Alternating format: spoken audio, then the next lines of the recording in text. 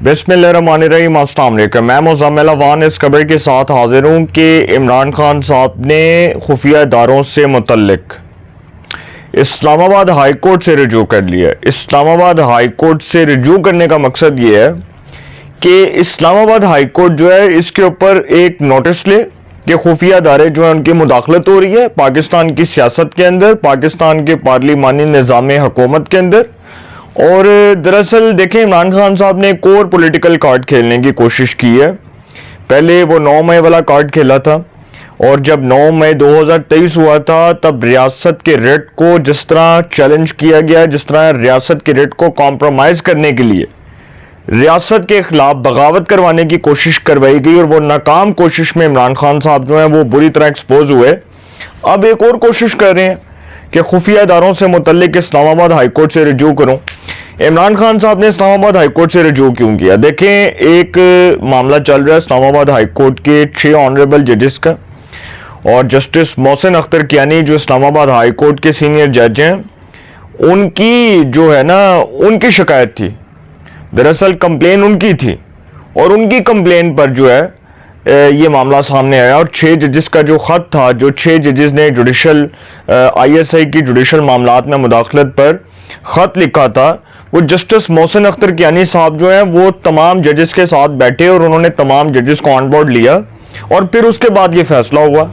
फिर आपको पता है कि जस्टिस बाबर सत्तार जो ऑडियो लीक्स कमीशन की समाअत कर रहे थे, ऑडियो लीक्स केस चल रहा था इस्लामाबाद हाई कोर्ट में, पाकिस्तान तहरीक इंसाफ जो है वो बड़ी बगलें बजा रही थी इस पर। और उस ऑडियो लीक्स केस में मरकजी किरदार कौन थे? साकब निसार के साहिबजादे नजम साकब निसार साबिक चीफ जस्टिस ऑफ पाकिस्तान, उनके साहिबजादे नजम साकिब, और PTI के रहनुमा अबूजर चद्दड़, ये दोनों की ऑडियो लीक होती है। दोनों की ऑडियो लीक से मुतल्लिक इस्लामाबाद हाई कोर्ट में जस्टिस बाबर सत्तार की सरबराही में इस केस की समाअत होती है। जस्टिस बाबर सत्तार दौराने समाअत केस में रिमार्क्स देते हैं कि जी मुझे धमकी अमेज खत मौसूल हुआ और मुझे कहा गया कि जी आप इस केस की इंक्वायरी से खुद को अलहदा कर लें, आप इस बेंच से खुद को अलहदा कर लें। उन्होंने कहा कि जी मुझे थ्रेट किया गया, मुझे डराया धमकाया गया, और मैं किसी दबाव में नहीं आना चाहता। और फिर आपको याद है कि उन्होंने इदारों को फाइन भी किया था, इदारों को जुर्माना भी किया था। इमरान खान साहब दरअसल अदलिया का कंधा इस्तेमाल करने की आखिरी नाकाम कोशिश कर रहे हैं, जिसमें वो बड़ी बुरी तरह मारे जाएंगे, ये मैं आपको बता दूं।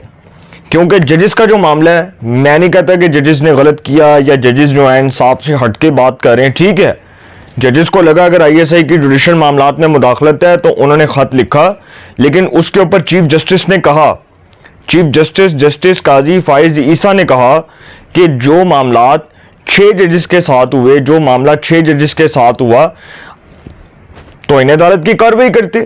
तो इन अदालत की कार्रवाई का इख्तियार होता है, कंटेम्प्ट ऑफ कोर्ट की प्रोसीडिंग्स का इख्तियार होता है, एक जज मजाज अथॉरिटी होता है। एक जज के पास जो है ना तो इन अदालत की कार्रवाई का मुकम्मल तौर पर इख्तियार है। हाई कोर्ट का जो जज है वो कंटेम्प्ट ऑफ कोर्ट की प्रोसीडिंग्स कर सकता है, तो इन अदालत की कार्रवाई कर सकता है। तो इमरान खान साहब का जो मामला है, आज इमरान खान साहब को इदारों की खुफिया इदारों की मुदाखलत नजर आ रही है पाकिस्तान के पार्लिमानी निज़ाम हुकूमत के अंदर, तहरीक इंसाफ के अंदर। और वो अब ये इल्ज़ाम लगा रहे हैं पाकिस्तान की रियासत के ऊपर, पाकिस्तान की सिक्योरिटी इस्टेब्लिशमेंट के ऊपर, खुफिया इदारों के ऊपर, कि जी जो फौज है ना वो जी पाकिस्तान के सियासी निज़ाम में मुदाखलत कर रही है, और हमारा जो पार्टी का वोट बैंक है उसको तोड़वाने में और हमारी पार्टी को तोड़वाने में फौज का आता है, पाकिस्तान की सिक्योरिटी इस्टेब्लिशमेंट का आता है। जब यही इमरान खान साहब फौज का कंधा इस्तेमाल करके सियासत में आए, जब यही इमरान खान साहब जनरल बाजवा का हाथ पकड़ के सियासत में आए और वजारत उज़्मा की कुर्सी पर उसके मनसब पर फायज हुए, जब यही इमरान खान साहब इनको वजारत उज़्मा की कुर्सी पर बिठाया गया, इनको कोमत दिलवाई गई, इनको मुकम्मल तौर पर इख्तियारात दिए गए, तब ये फौज बहुत अच्छी थी। और आज अगर ये फौज हक और सच के ऊपर चल रही है, इमरान खान साहब की हमायत से उसने हाथ उठा लिया है और इमरान खान साहब को वो इक़्तिदार में नहीं लाई, तो आज वो बहुत बुरी हो गई है। ये आप देखें ना कि ये स्टैंडर्ड्स हमने क्या बनाए हैं।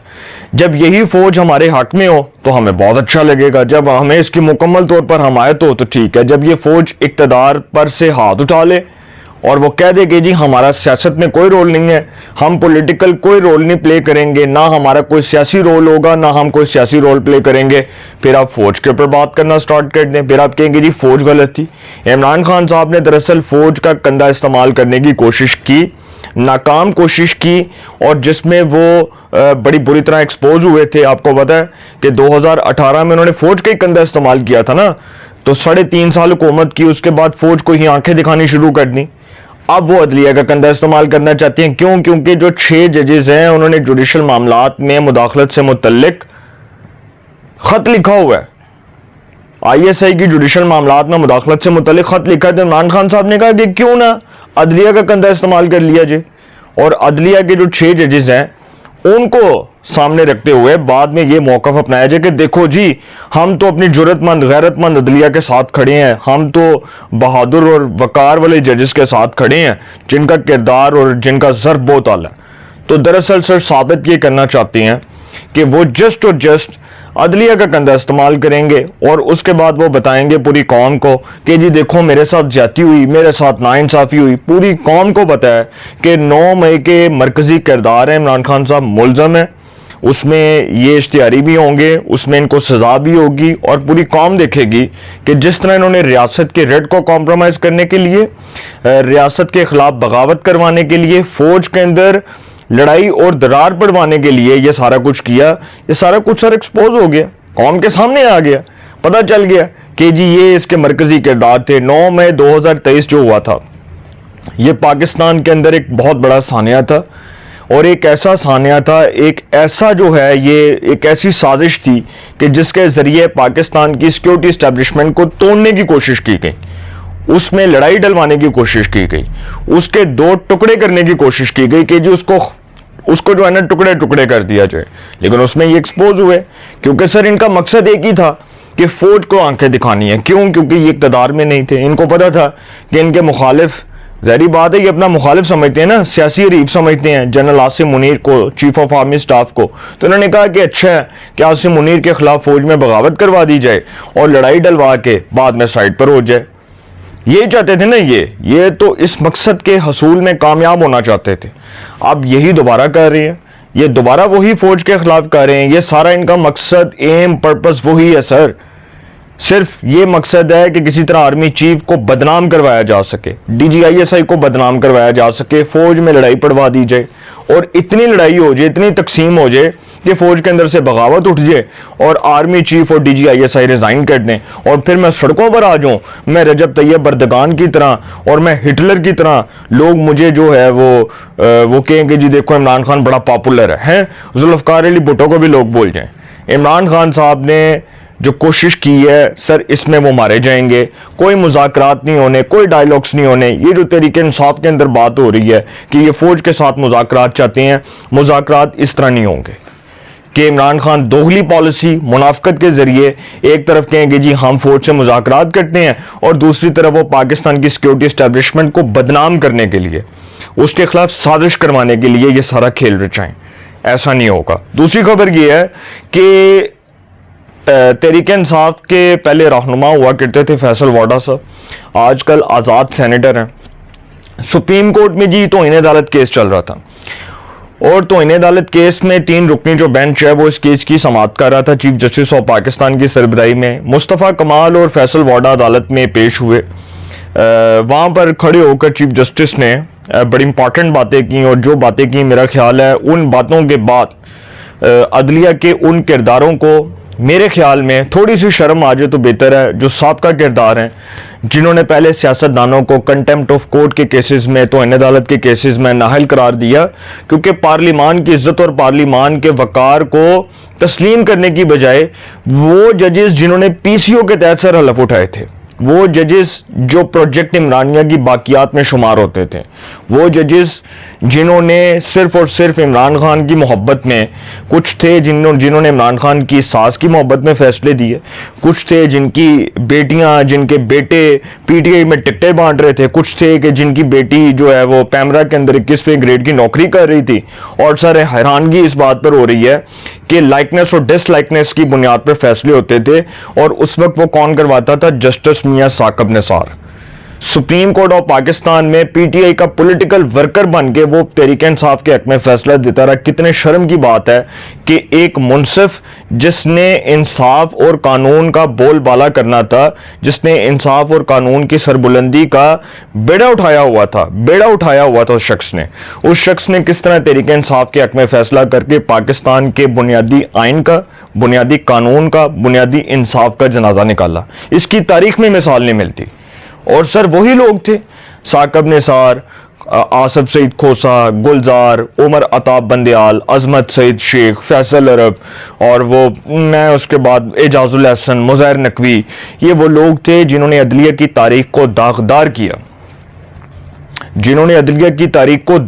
किया, मुझे honourable chief justice of Pakistan justice Qazi Faez Isa को खराज तहसीन पेश करना चाहिए कि जिन्होंने फैसल वाडा को और मुस्तफ़ा कमाल को माफ़ कर दिया, उनकी माफ़ी कबूल की और कहा कि भाई हम तो पार्लियामान की इज्जत करते हैं, हम तो पार्लियामान को एक सबसे मजबूत तरीन इदारा समझते हैं, पार्लियामान एक कानून साज इदारा है। आप पार्लियामान में हैं, आप बतौर सेनेटर काम कर रहे हैं, बतौर रुकने असेंबली आप लोग काम करते हैं, हम लोग आप लोगों की तौहीन तो नहीं कर सकते। लेकिन उस पर मुझे अप्रिशिएट इसलिए करना चाहिए चीफ जस्टिस को कि उन्होंने वो इमरान खान के पेटी भाई जो अदलिया में पॉलिटिकल वर्कर के तौर पर काम कर रहे थे, वो खोसा, गुलजार, साकब निसार, उमर अताब बंदयाल, उनकी तरह नाहल नहीं किया। उन्होंने तो पाकिस्तान के एक मुंतखब वज़ीर आज़म को पनामा जैसे झूठे केस में नाहल करार दिया सर, जिसकी तारीख में मिसाल नहीं मिलती।